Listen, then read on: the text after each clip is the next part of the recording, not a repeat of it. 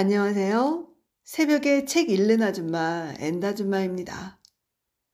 오늘도 정호승 시인의 산문집 내 인생에 힘이 되어준 한마디 책을 낭독해 보면서 여러분들과 함께 귀한 깨달음을 얻을 수 있었으면 좋겠습니다.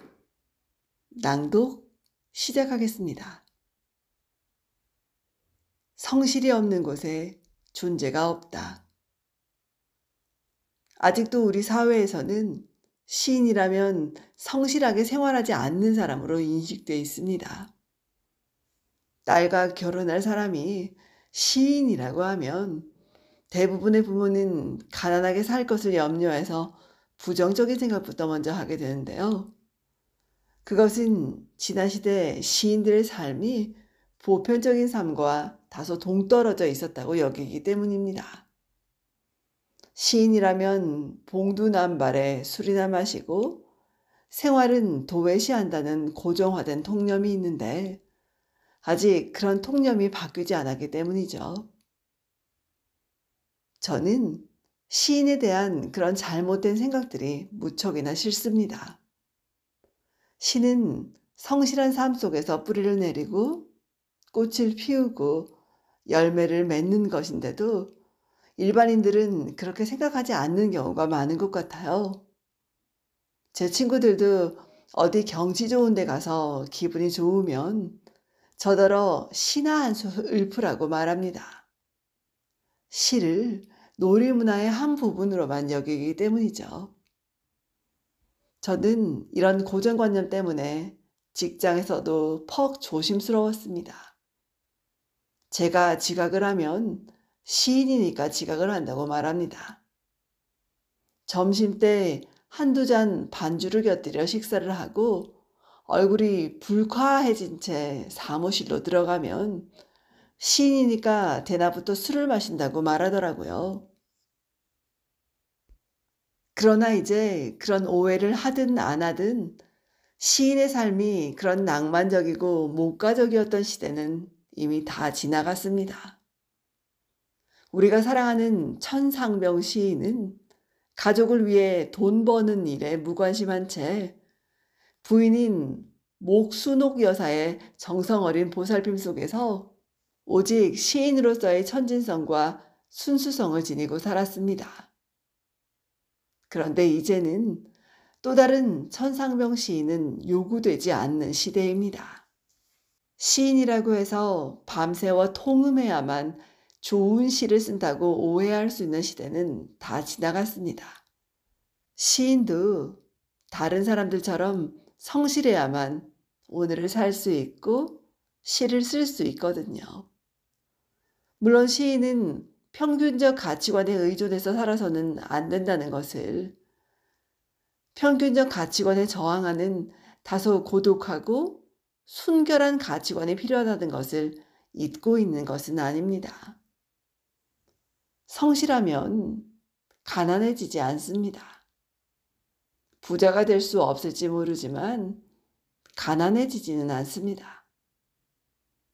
일찍 일어나는 새가 모이를 더 많이 쪼아먹는다는 말은 언제 들어도 귀담아 들을 말이죠.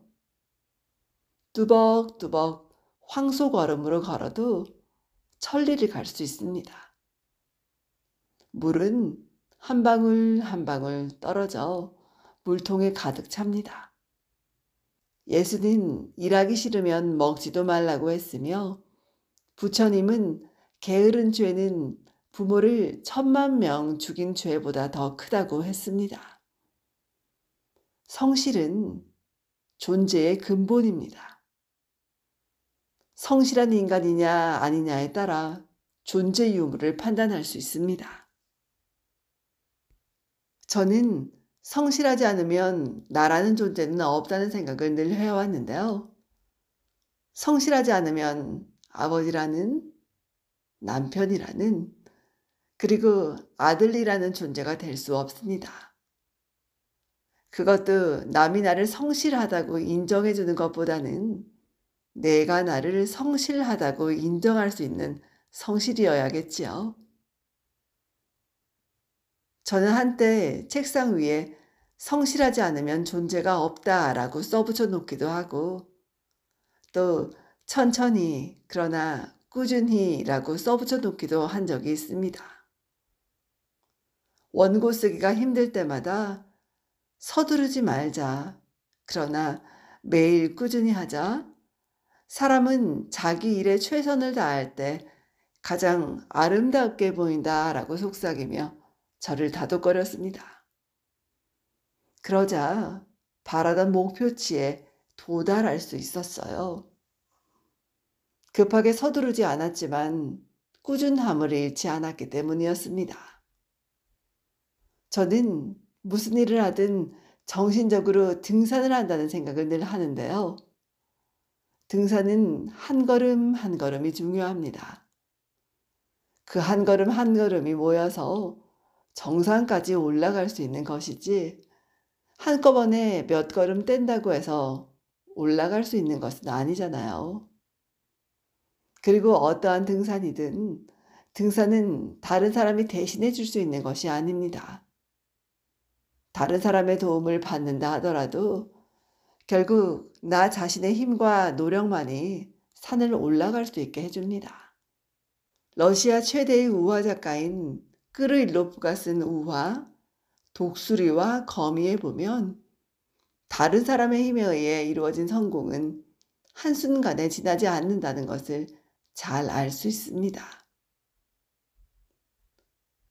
지구의 맨 서쪽 끝에 코가서스라는 산이 있었습니다.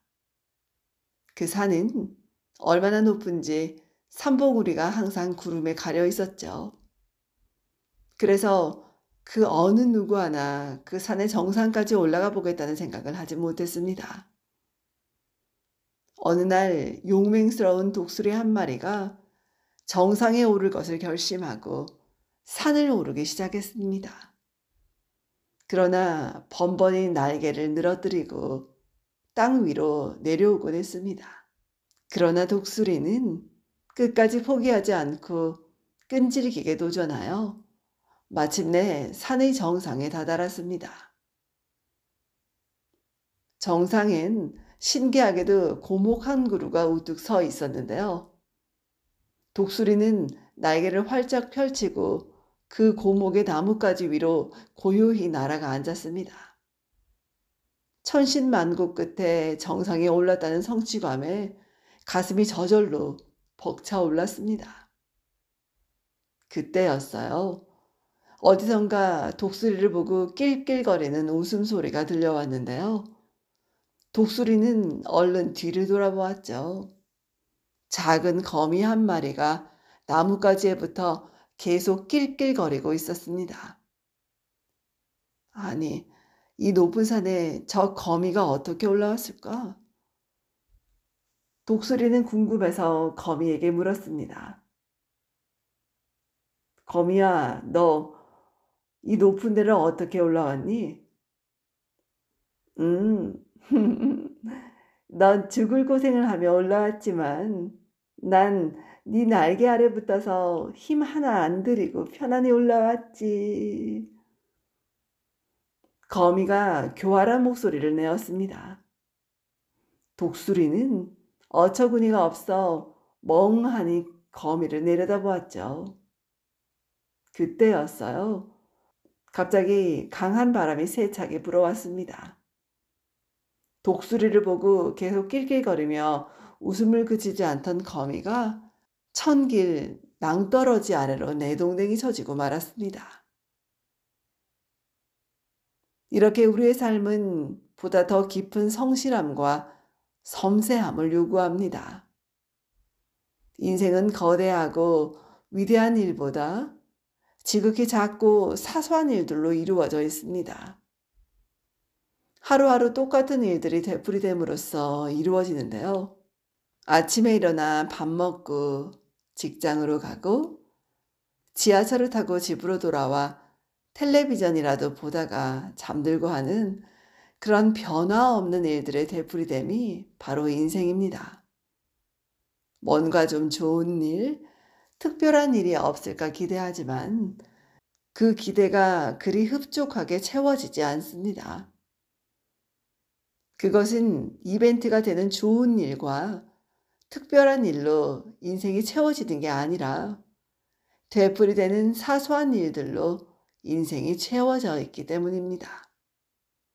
저는 한 걸음 한 걸음 산을 올라갔다가 내려오는 마음으로 그렇게 하루하루를 살아가고 있는데요. 오늘 하루를 성실히 살았다면 일생을 성실히 산 것이나 마찬가지입니다. 오늘 하루가 바로 일생이거든요. 지금까지 내 인생의 힘이 되어준 한마디 책을 낭독해 보았습니다. 오늘도 좋은 날 되십시오, 여러분. 들어주셔서 감사해요.